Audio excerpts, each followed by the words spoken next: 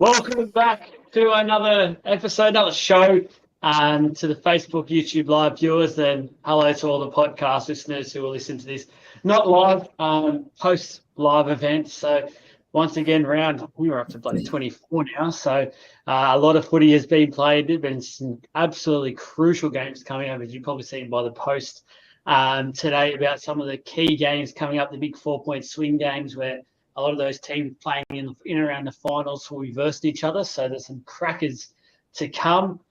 Look, as we always like to talk about, is our best performance of the week from an NRL and an NRLW point of view.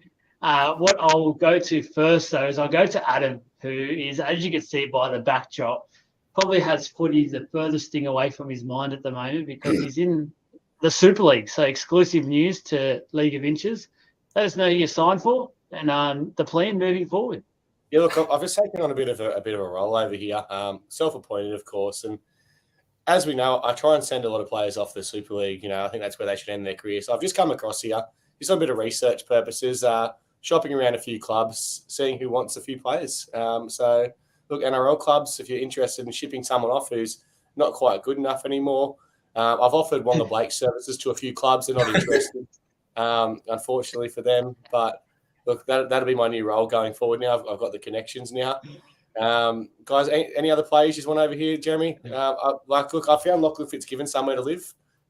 He's sorted. And NIB's looked after him anyway there with some third-party deals, so he's fine. But I don't know. Anyone else you guys want me to bring over here? Well, we've got to fit Cogger in somehow. So maybe Gamble. You might have to shop Gamble around a little bit. No, actually, Kurt Mann. I think Kurt Mann's on the nose. So even though he's playing quite well. I get what you did there. He's on the nose. Yes. That's wonderful. We're going to get sued again. We're going to get sued again. I was about to say, he had a great time at Limerick University across the weekend. But there was a lot of that stuff happening there, apparently. So anyway, you're in England and your brother's in New Zealand watching live. Look at the Martins go. Just kicking goals left, right, and centre. I can actually see the comments. Yeah, well, look, it's good for him. What time is it where you guys are? It's 7:35 p.m. It's 10:35 a.m. here. He's 9:35 p.m. So he had a wedding today. Didn't you have a wedding today, Michael? Why are you watching League of Inches come off the rails? We're off the rails early on here as well. So get us back here, Jez. Give me your performance of the week, NRLW and NRL. NRLW was the Canberra Raiders, just in general. Them towing up the Tigers. Well, not towing up. It was actually a really nice back and forth game. But their fullback, Nichols, 187 metres she ran, and she was pretty instrumental in that win. And then for my NRL performance, it was Brian Toto. Again, just reminding us why he's probably the best winger in the game. 200 run metres, a couple of tries, and he absolutely folded. I can't remember who it was. I think it was their centre. Picked him up and just dumped him. It was spectacular. So he's definitely someone that I wish was on my team. But my team's going all right, so I can't complain. But they're my two performances. It didn't take you long to bring it up. We'll see how long it would take you. So I don't blame you at all. It's a few wins now in a row. Look, for mine, I'm going to pinpoint some of the heavyweights of both competitions. So the Roosters, for mine, flexed their muscles on the weekend, absolutely demolished the opposition and held them scoreless as well, just to say that they were one of the competition heavyweights in the NRLW. For the NRL side of things, the Penrith Panthers, I thought, were just a class above once again, and just sort of went with the storm for a while and then just put the foot on the accelerator and said, here we go, and see if you can keep up with this, and Melbourne couldn't. So, Adam, you can nominate either of these, NRL or NRLW, or you can go Super League. Up to you.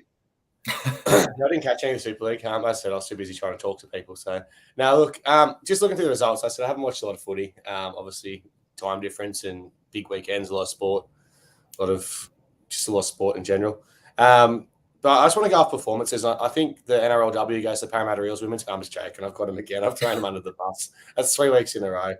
I just want to say how impressed I've been with the Titans. Obviously, they've won every game. They're sitting first in the NRLW. I don't think anyone really saw that coming. Obviously, an expansion team last year, second year playing, obviously now. So, given that, I still think the Roosters will be the team to beat in that comp. They're obviously going pretty well as well with the another pretty comprehensive win over St George, who smashed Parramatta the week before. So as for the NRL, look, he's throwing me in the deep end here. I thought, based on what I've watched on highlights, I thought Penrith was pretty clinical. And we know how hard it's going to be for Penrith to win 3 comps in a row. Everyone keeps saying it. But the fact of what Melbourne did to Parramatta the week before and how easy Melbourne got through Parramatta, then Penrith have gone out and absolutely smashed Melbourne and, get them to 6 points, shows that Penrith are peaking at the right time of the year. Yeah, it's a scary sight. It really is. And I do give the Broncos slight chance against Penrith at the moment. I really like the way the Broncos are playing. Let's get to one of the big talking points, and I've got no doubt a lot of people will jump on and probably get in the comments for this one. It's the inconsistency over the weekend that we've seen with a lot of these send-offs, sin-bins, nothing at all, as we've seen in some of the cases. Look, I want to start off with the send-offs. I think we all agree. I think any day and age, a send-off probably, but we haven't seen send-off since round 2, and we've seen a lot of these sort of tackles in the past and get nothing or get a penalty and that was it. Then I thought over the weekend, it was as if the referees were like, oh, hang on, no, we don't want to make front pages of the papers and stuff. Let's start to ease it back a little bit. And straight away went back on whatever it is they were trying to do this round, which was, I guess, probably try and scare the players before finals time, which I think we look back the last few years, there's always been something they pick at a couple of weeks out from the final series to sort of get teams to think, oh, what can we get away with here? And I think this is the year where they go for the high shot. Jez, to be honest, I'm pretty confused with all of them so far. Even on the Eels Dragons one, I think there was a few Dragons players that were lucky to escape not getting anything with what we've seen over the weekend. Not much has been said about that. Where are we at with this? Because it's pretty scary to think as fans we've got the officiating as it is at the level it is with a few weeks to go until that big stage. Yeah, I think everyone's just confused. Like, as you said, listening to a couple of people talk on the topic, they were agreeing that some were a send-off, but some weren't. Like the Nathan Brown, where he left the ground. It was by the slightest of margins that he left the ground. It was that he rushed out of the line as well, so there was intent. The one where he was hit in the chest, but it knocked him out. So they deemed because he was knocked out that he's got to go. I don't know. And then in the Knights game, Lachlan Fitzgibbon got sent for 10 for a hip drop. But I haven't heard anything from the judiciary about that tackle. Like, he barely touched his ankle when he fell down, but that was enough to send him for 10. So it was just, again, another weekend of complete inconsistency. And the only one that was definitely a send-off was in the women's game where she's been suspended for 4 matches, but she hand in between the legs, picked up, dumped, spear tackle, the old-fashioned spear tackle. That is a dead-set send-off. I know they're trying to protect the players and any contact with the head is getting ruled upon harshly, but for Jerome LOI to only get a fine, is it just because he was small, like in comparison to the big buffheads that were making these shots? It can't be rules for some.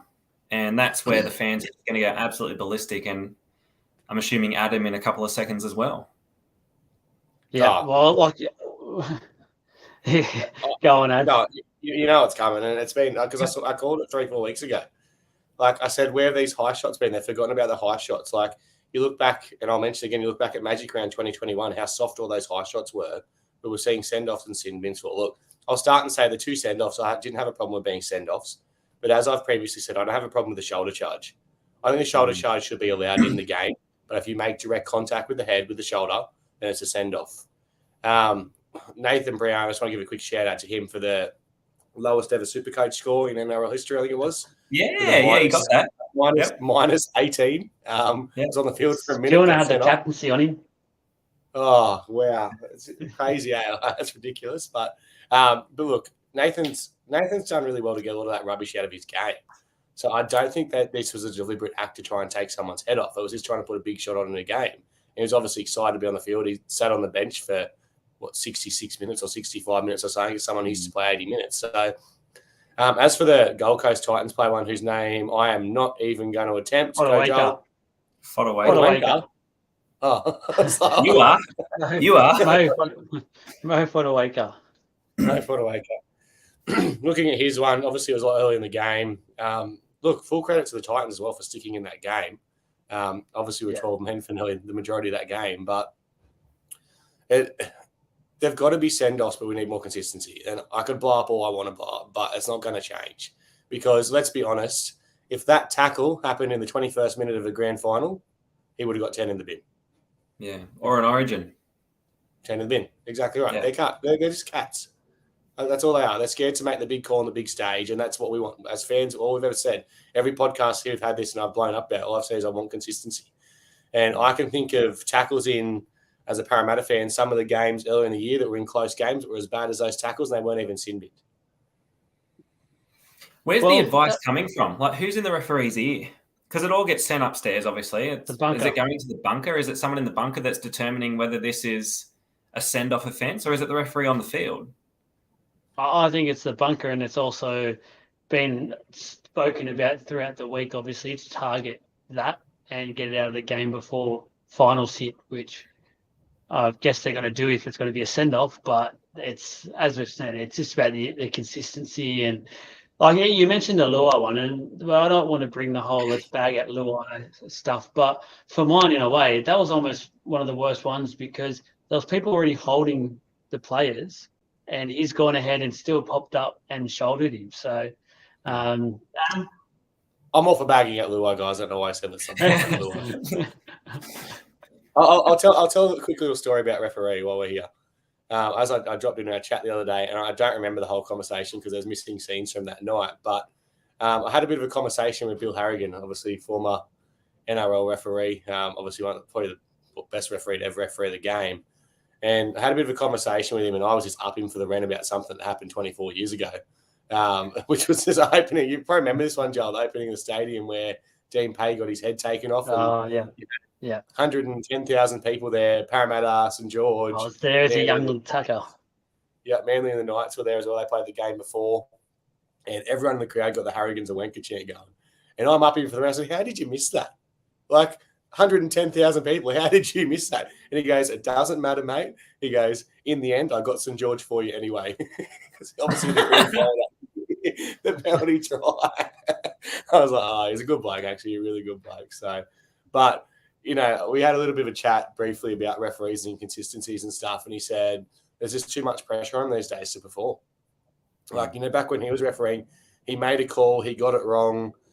It was in the paper, it was on the TV, so what? They got over it.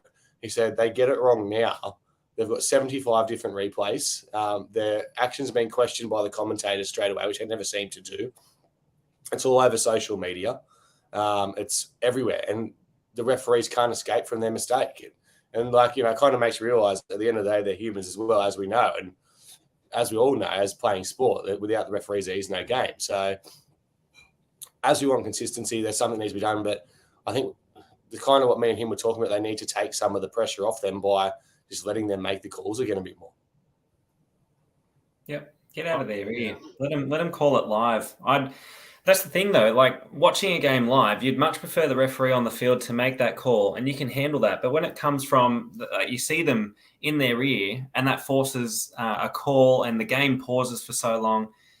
I don't know. As a fan, you would take a dodgy call from a referee rather than someone upstairs saying, no, this is what it was. Make that happen. I'll give you a prime example. Passes are just not a thing anymore. And I know, like, I try not to bring it up all the time, but over the weekend there was, I can't remember the game, but it went like 4 meters forward. It even bounced on the ground and he picked it up on the fly. But that wasn't called a forward pass. And you're just like, oh, okay, whatever. Like anyway, I don't know. I'm going off on a tangent. Forward passes. No, you make a point, and this is the point I was actually about to bring up, was we've seen a howler on the weekend with a forward pass, and that was a touch judge ruling that was horrible. The Raiders got away with one against the Tigers and scored off in the end, which meant they won the game. So, but the funny thing is, since that's happened, we haven't heard much of it. We've heard a lot about this stuff where the bunker and all the referees are involved with all these high shots and stuff like that, but we haven't heard much about the howler that was the forward pass because it was made by the on-field referee, the touching.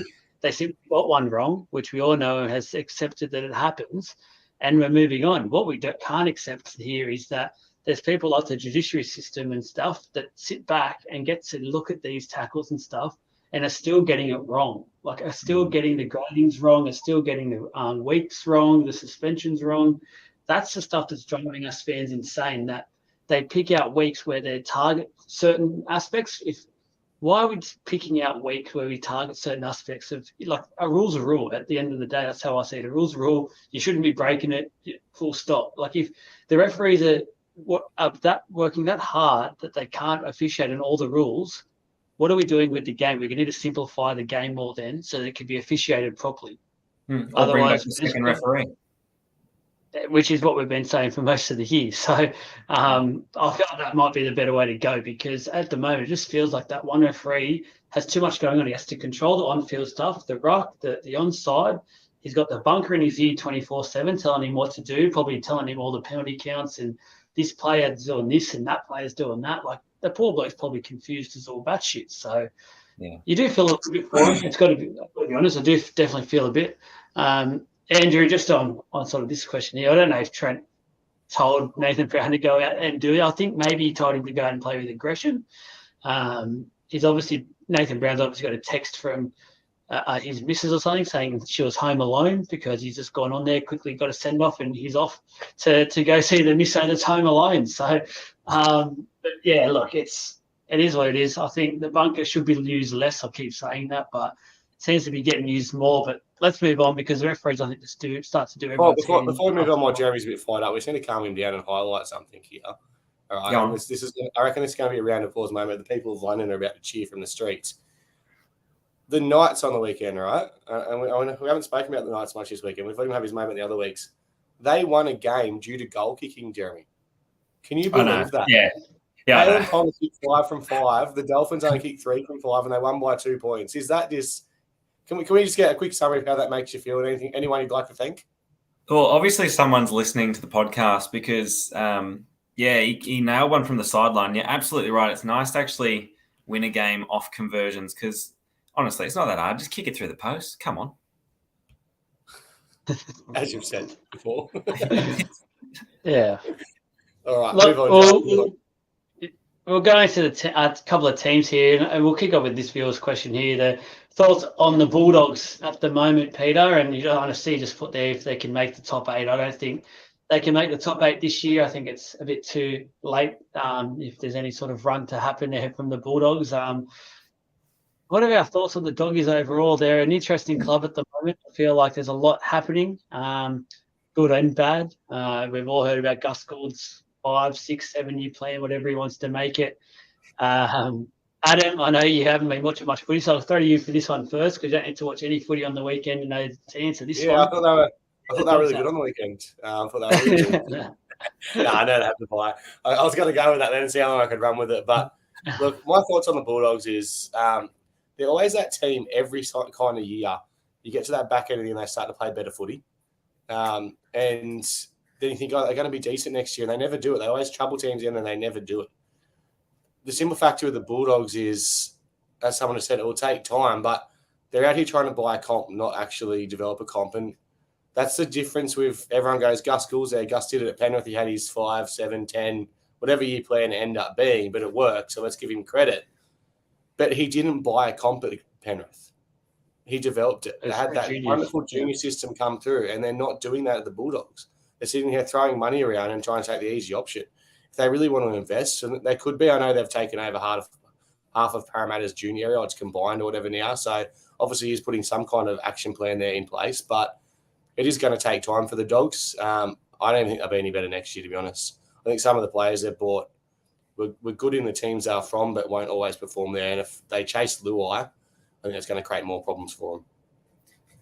Yeah, I think the worry as well is don't have short-term memory loss either, you Bulldogs fans, because you all witnessed it with Des Hasler when he stuffed the contracts up and had the club go back a countless number of years with the way he managed the salary cap. You can't be buying, as Adam said, don't want to buy too many players. I know you need to change the place around and change the tactics and the personnel in the place, but it's like a fine balancing act. I think, as Adam said, Rome's not built in a day. You've got to sort of do it with the right stepping stones. Jez, got anything else to add about the Dogs?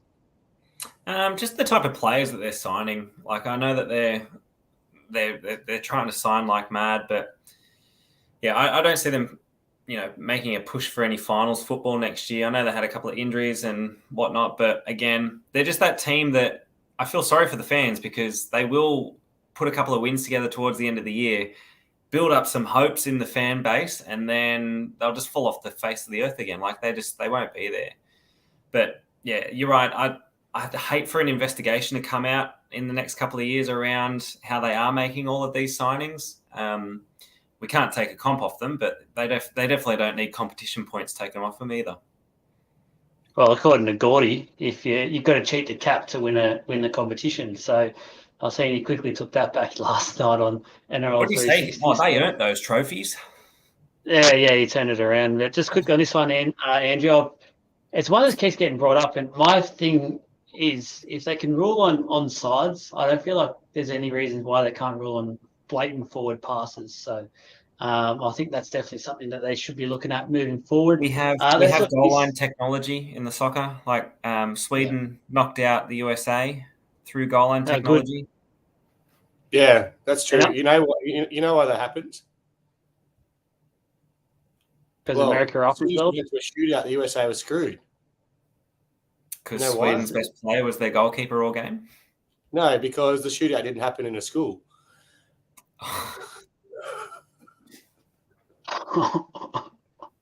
Well, there goes all the viewers. There goes all the viewers. Let's get us back on track here. Let's talk the Bunnies, shall we? And Bunnies fans, get on Adam. You can get us out of this mess now. The Bunnies are the threat for this competition, or they're simply making up the numbers? Sorry. The Bunnies. Go on. All right. Look, for me, I said it earlier in the year, up until South Sydney played Parramatta, South Sydney I thought was my team to beat. They were gone. They were just unbelievable. They were playing better football than Penrith. They weren't quite there on the table, but they were just incredible. After they played Parramatta, it's like they've been shown how to be exposed. You're gone. You can get that in the bid for that. Put him on mute. Sorry, I couldn't help it. But yeah, look, South Sydney, they've been exposed and they just haven't got back to it since. They've still got enough attacking threat there, but the thing is, they're in that tough run home with not the tough run home, but Newcastle, Cronulla, obviously Parramatta, South Sydney. I think Cronulla and South obviously just play each other. Cronulla and Newcastle still play each other, and South and Newcastle play each other. So it's really going to depend on how those results go. I honestly believe it'll be one of those three teams that miss out still, even though Parramatta Blow are playing like absolute busted. But it shouldn't matter if they can win their games. They don't have to play the teams above each other.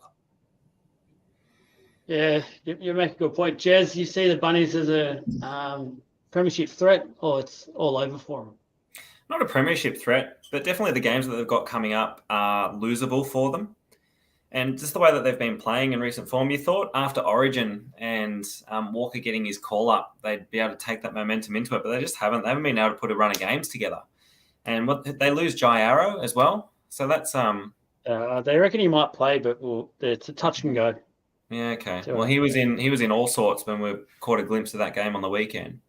I don't know. They've lost Burgess. I see them. I honestly don't see them making the 8 at the moment, unless they pull it out and you watch them beat the Knights in the last couple of rounds. But yeah, they're all the games they've got coming up are very losable for them. Yeah, it's funny. I just want to add that South Sydney is Jeremy's most hated team, by the way.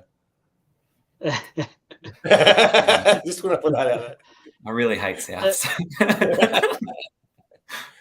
Look, I had South Sydney as one of my favourite to win the competition for a number of months. I like what I see from them from an attacking point of view, but the thing that worries me now is that they've lost a few of their forwards, and forwards we know win matches, backs aside by how many. That's the worry for mine moving forward for this side. It was funny, 2-3 weeks ago, we thought the run that they had was pretty easy. Now, fast forward a couple of weeks, it's actually starting to look a bit more difficult than what we originally thought.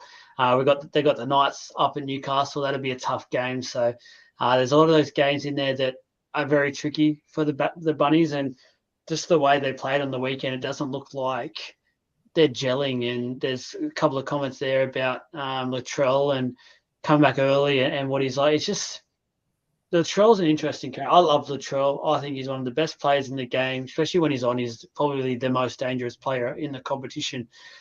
It's just that it's the danger for South Sydney is that they have two players who are exactly the same. Him and Cody Walker are either on and are on fire, or they're completely out of the game. And you can't have players like that in your team if you want to be a competition heavyweight. You can't be basically, as a fan, you'd be sweating going, are these two going to be on this weekend or not? So that's for mine the worry is that both of those players I named can win you the comp. But the worry is that both of those players, if they don't turn up to the game, they're done. So, that's what I don't know. I don't think they're a premiership threat anymore. I just think they've shown too many chinks in their armour, and teams like the Warriors up the wires have taken over. That's why Michael moved there. Yeah, he's over there now. The Dragons this week, and the Dragons could genuinely beat them. Yeah, they're playing all right, to be honest. Like, they should have beaten Parramatta on the weekend. I look at have the Dragons, they have the Knights, they have the Bye, and they have the Roosters. So it's not easy. They could win all four, or they could lose all four, let's be honest, like the way they're playing. But that Roosters game, you wouldn't want to be playing the Roosters if I was a South Sydney fan for a chance to make the finals in the last round of the year, would you? Because you know the Roosters are going to turn up no matter what. And the worry is 2 weeks ago, they versus the Tigers, who have been pretty diabolical, and they only just got by. And they conceded a lot of points in the last few weeks. And then on the weekend, had a Sharks outfit who looked absolutely lost for the last few weeks, and they played him back into form. So that's a worry there for South Sydney. I want to talk about LOI, and he's mentioned he's going to be going in the open market and testing his value. I want to know what his value is and what we think, because the backup singer. I've got some interesting thoughts. And look, I know we always look critical on LOI, the pay. People get really defensive on LOI. It's either one of those you either hate him or you absolutely love him. I just think this is more so footballing side of things. Jez, what do you value LOI? It's really hard to distance yourself from his off-field antics and just the way that he carries himself as a human being. But to try my best, he's still a very quality half. Like, he's still definitely someone that I'd like in my team. He's not someone that's going to lead your team, like as we've seen. But he has played alongside a lot of sevens this year, with Cleary being out, and has orchestrated some nice wins. Wasn't able to do it in the Origin arena, got pulled for that. But look, the last couple of seasons, what Penrith have done there, he definitely deserves the higher salary that will come his way. But is he someone that you can build a team around? Not too sure. And that, it's, as I said, it's just really hard to not distance him from his off-field shithousery. And I think that's the headache a lot of clubs will have when it comes to do they sign him or not, is that you know what comes with the territory of LOI. And we've seen it again the other day when he put up that photo of, I think it was Michael Cherianas, whatever his name is, and basically had the rat and sook and all that sort of stuff he put in his story. And it's just sort of, it's so, like, as you said, there is some moments, and his running game, mate, is so dangerous. He's a very dangerous footy player. It's just, I don't know if there's a lot of clubs out there who will just see what he's like, his personality, and say, I don't want it around the club. Adam, what do you sort of put a figure around for LOI? Before we start, Adam, my other point is he's got long hair, so you can't tackle him. Yeah, you can't touch the hair.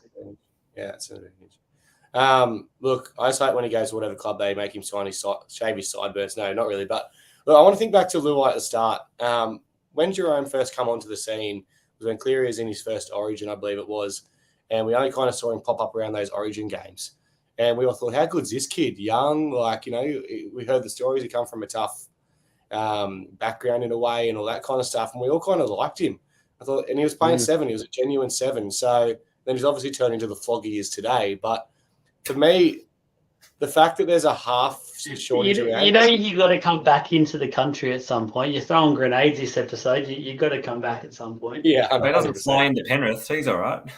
Yeah, I'm going to Penrith in, I think, the first football game I'll attend. Oh, no, I've got the Roosters, then Penrith. So, but look, let's talk about Jerome, all right? Let's talk about Jerome. I think with the half shortage around makes him seem more marketable to clubs. And I still think he can be a genuine seven at any club. So if I was going to spend the big money on him, and like Andrew just said there, look, he probably is going to fetch that 800 to $1 million based on what's around. He'll be chasing higher end to $1 million. If someone is to give him $1 million, then he should be playing 7. Now, let's say he went to the Bulldogs. He'll probably get $600,000 in shares in a hotel, but at the end of the day, they can move Burton to 5'8" because Burton's not a halfback. Well, Burton's not really 5'8" either, but with LOI at 7 and Burton at 5'8", they might be able to spark something. So there is options there for him.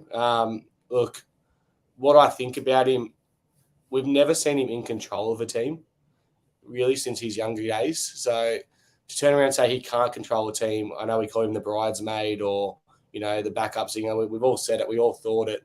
We've seen it at Origin. We've seen it at Penrith. But maybe him being out of Cleary's shadow, and let's be honest, Cleary's shadow is by his dad, that his dad obviously coaches a team to a style that is going to suit his halfback.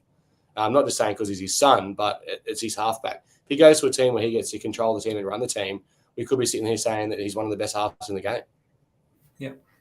Is it really worth him chasing an extra bit of money and risk not winning any more premierships or staying at Penrith for the next 5, 6, 7 years, continue to build with Cleary?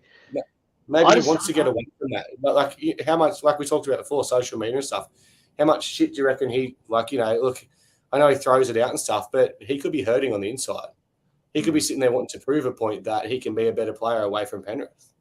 But also, if you go off his social media presence, he's probably the type of person that will want to chase every dollar that he can whilst he can. Yeah. You're true. So That's true. I'll go against you, here. I don't know if he's worth anywhere near that 800 mark as a half or a 5'8". I personally don't think he's proven anything away from Cleary, either at Origin level or at club footy level. I think anytime the halfback like Cogger's come in, Cogger's been in control of that side and has been the one that steps up. I think LOI and Cleary work really well together as that combination because they've played so well together. I think as soon as he leaves the Cleary shadow, I think we see a more vulnerable LOI, and I feel like the off-field stuff gets worse for him because he can't handle the pressure that will come with either leading that side. If it's the Bulldogs, let's just say it's the Bulldogs, for instance, we know the Bulldogs will go hard for him if it is them. The Bulldogs are still, as we just said before, they're still quite a while away becoming that force that he's used to playing in now for 4 or 5 years, because don't forget the juniors, they were unstoppable as well. So he's just been in a team that's just been an absolute juggernaut for years now. And then he changes over. If he can't handle criticism now in a Penrith outfit, how's he going to be when he's with another side that's struggling? And there's going to be criticism not just about himself, but how the team's performing, how he's on-field performing. There's going to be a lot of criticism for a bloke who's already shown he can't cop just the smallest amount of criticisms early on in his career. And the question is there going to be another team that's playing semi-finals at the moment that's going to spend the cash on him? Like what club is actually able to? Maybe Raiders? Maybe the Raiders. I don't see LOI playing in the nation's capital, though. No. He'd go right into the bubble. He's shit either, to be honest. So that could have been a good move for him. I don't see Ricky Stewart putting up with his shit. Yeah. Like away from, Weak-gutted dog. Yeah. Well, that's who he could be playing alongside at the Bulldogs. Yeah. With Burton in centres. Look, the thing for we can keep talking about. I just want to highlight. I don't think he is worth the money. It's just the half choice making is worth the money. But what's going to happen with Jerome is he's going to turn around. Whatever club signs him, that's bagged him out for the last however many years, he's going to be the greatest thing since sliced bread when he goes there. So if he goes to the Knights, you'll be like, how good is this little player? The Knights, we love him. He's great, greatest fun. Never hate him. But as Joel, as you've said, that's going to turn. And look, I look back to Chris Sandow at Parramatta. I hated Chris Sandow with a passion. Absolutely hated him when he was at South Sydney. He came to Parramatta, thought he was the greatest thing ever. But as soon as he started underperforming, the fans that thought he was now the greatest thing ever bagged the absolute crap out of him. That's where I see it going for Jerome if he can't back it up. And he's bought on himself, let's be honest. Oh, yeah. Absolutely. Sydney Airport, 5:15 on Friday morning. I'll be there. Jerome, if you're there, Big Nelson's also going to be waiting for me. Had some words with him over the time. If anyone else wants to wait there and meet me, I'll be there. But the way you're going, you're going to have the whole of America after you. So make sure your plane just goes nowhere near that All but USA one. side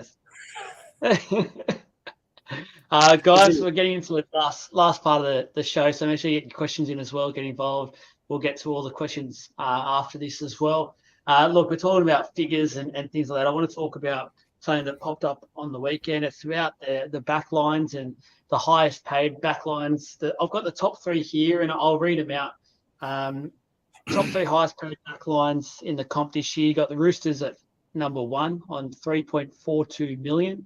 The Knights are second, so it's good we've got Jez on here to talk about this, 2.92 million. And then we've got the Eels. So we've got everything covered here on League Ventures tonight. Eels at 2.75.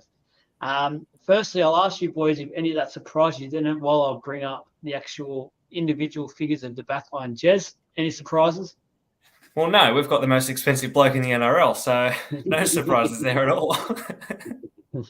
It's true. Look, salary is on one person, so half of that salary is one person. Yeah, so no surprises at all. Can I highlight my biggest surprise before we go into it? My biggest surprise is the Roosters are only at 3.42 million. Can we get the actual figures, please, and someone send them to me? Because there's no way they're only on 3.42 million. No, not at all.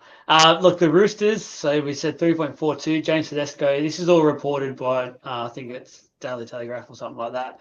1.1 million. Tupou's on 450,000. Billy Smith, 250. So if he can get some string of games together, that's good value for Billy Smith.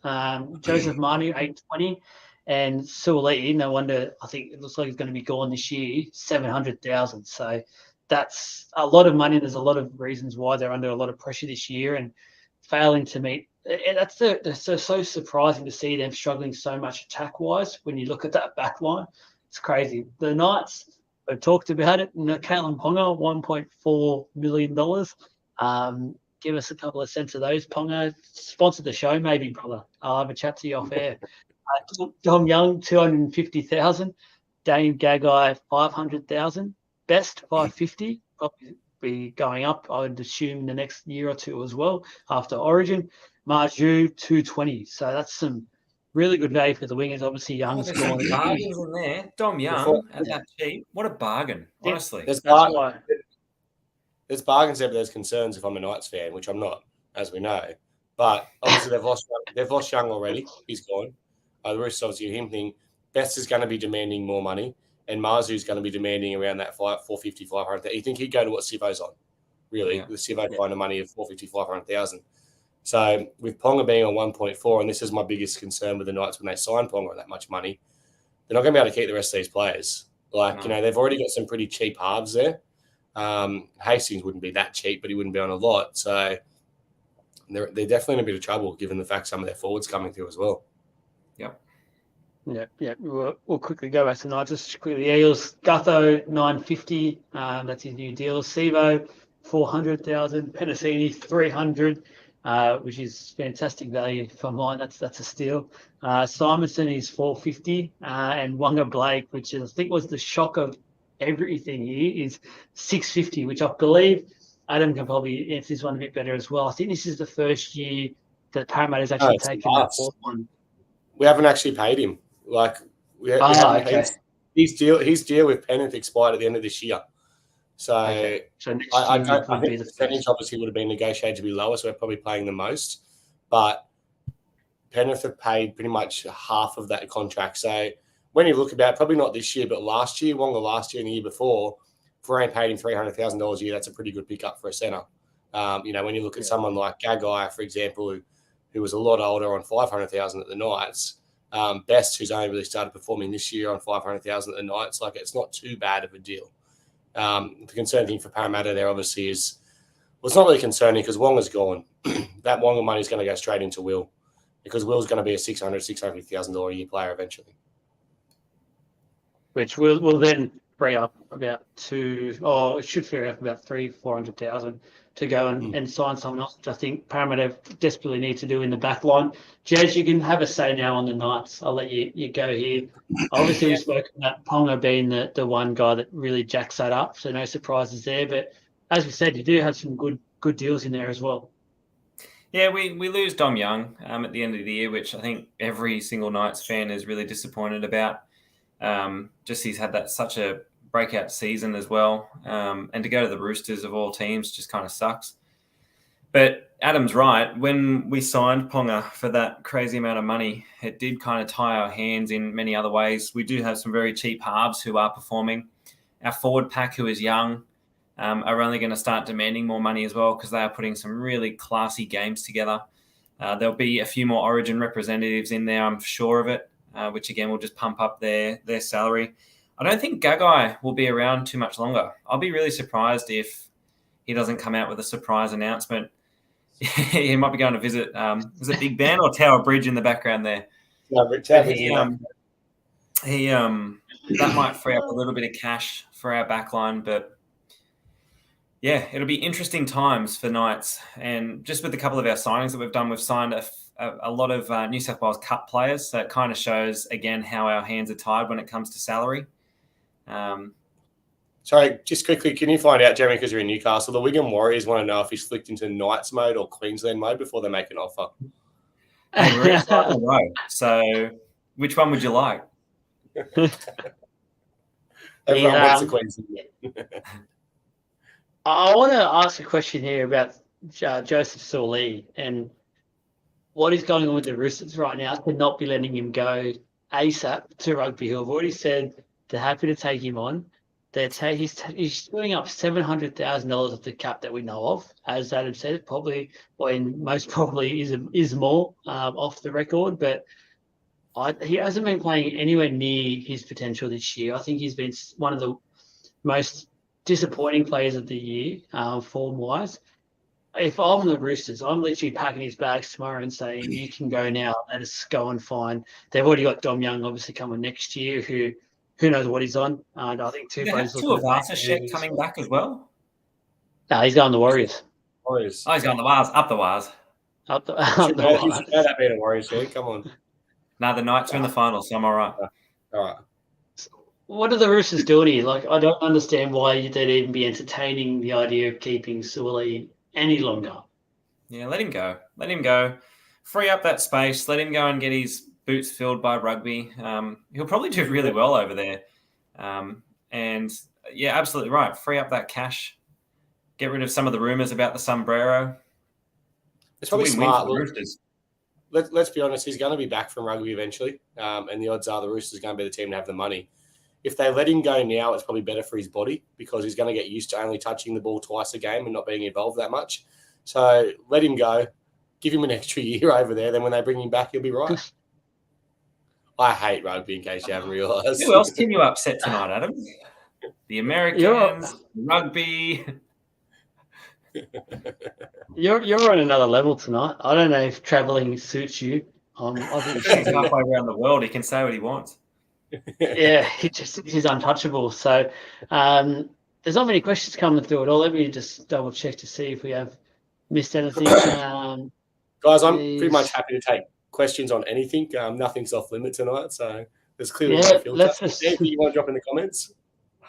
Yeah, guys, please give us. You got 5-10 minutes to just give us your best. Adam is off the leash. He's probably had a couple of drinks already. No, I'd say I haven't. It's 11 o'clock in the morning. I got out of bed to actually to do this podcast. That's all right. If we look out the window, guys, I'll give you a quick little tour guide. I have a bone to pick with the city of London while we're here. Now they have these things called Uber boats, right? Oh, that's good. It's just a fucking ferry.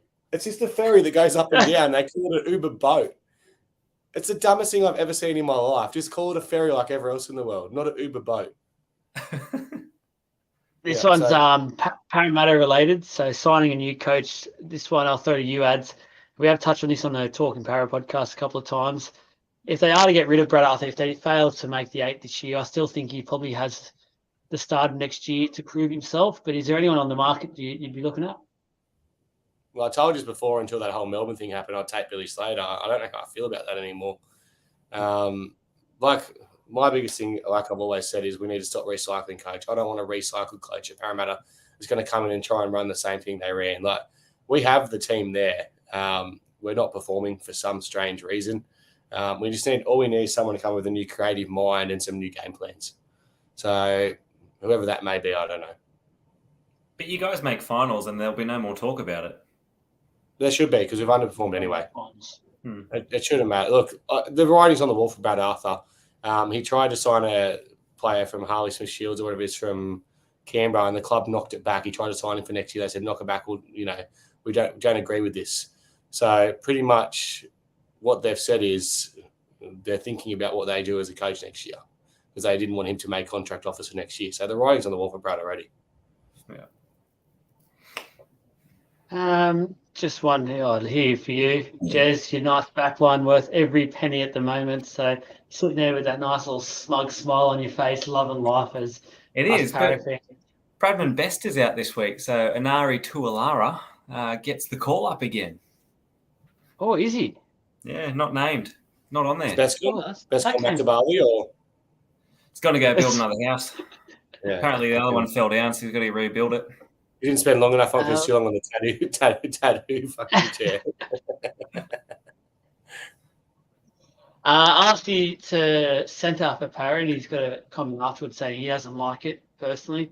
I'll actually go to Jets first, and so I'm being the opposition fan, and Arcee obviously, he probably actually look at his mate, doesn't even know who Arcee is. He was the playmaker while Dill Brown was out. On the weekend he scored a hat trick. He scored a hat trick though, so. I'll go back to Adam then while Jez works out who Dejan Arcee is. Do you like this move to centre? No. Attackingly, I think he's going to be a great centre. He's proven that earlier in New South Wales Cup. He played fullback centre. There was talk at the start of him being a centre for us. Defensively, he wasn't up to it in first grade. I know he's had a week off back at New South Wales Cup now, and it worries me.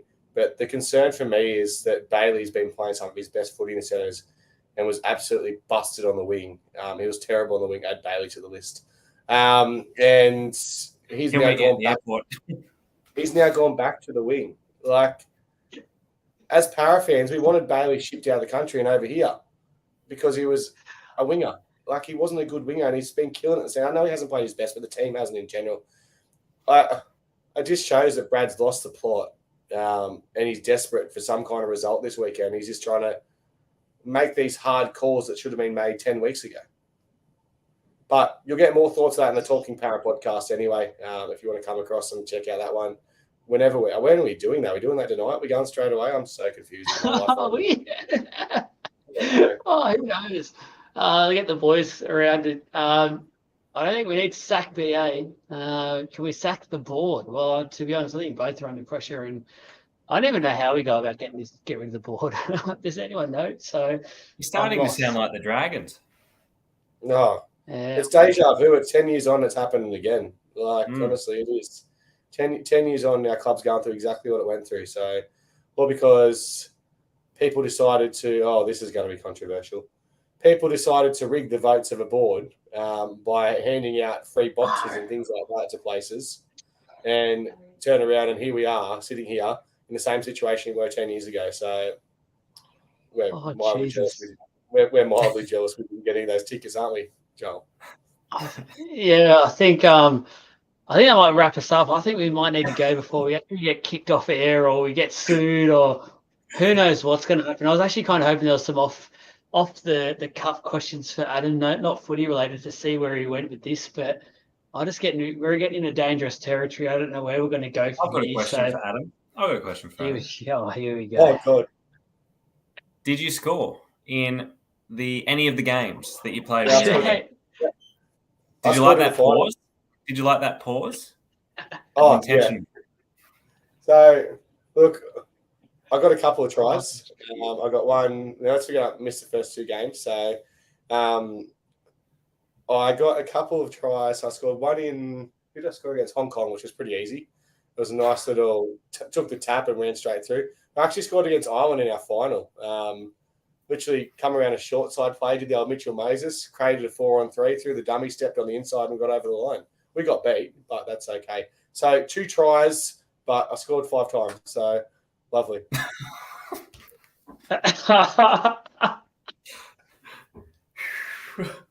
Honestly, on that note, guys, I hope this episode off the chain. This is ridiculous. Jez, Look, you can have a hopefully fight next week later, we're better. The last 2 weekends I've had a Bucks, so I have not seen much footy. And Adam's been overseas, so next week it might be better.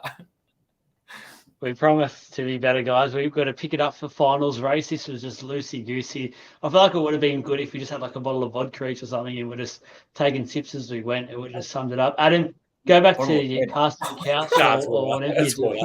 That's water.